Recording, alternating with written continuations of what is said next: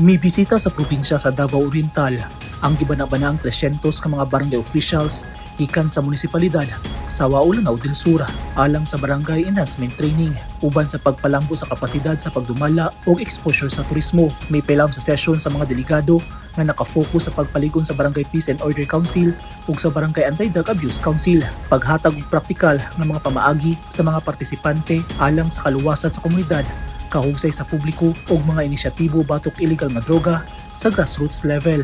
Gisuportahan kini sa probinsyal nga gobyerno sa pagigalayon sa Provincial Tourism Office. Isip kabahin sa programa, gipaambit sa Provincial Tourism Office ang ilang mga inisyatibo, 10-point executive agenda ug ilang tourism development plan na nagpakita sa Davao Oriental sa ilang dedikasyon sa malungtaron ug inklusibong kalambuan sa turismo. Natagan sa bugigayon ang mga visiting officials nga masuroy ang pipila ka mga premier destination sa probinsya. Nalingaw sila sa island hopping ug educational tour sa Mount Hamigitan World Heritage Museum sa munisipalidad sa San Isidro ug Subangan Museum.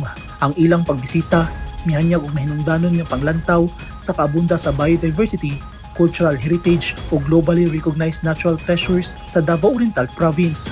Pinaagi sa pag-integrate sa governance training ug immersive tourism experiences ang ilang pagbisita nakadugang sa kaalam samtang ipakita sa Davao Oriental isip probinsya ang kalambuan na inubanan sa serbisyo publiko, environmental stewardship ug garbo sa kultura. Eugene Hintan, Newsline Philippines. Stay safe.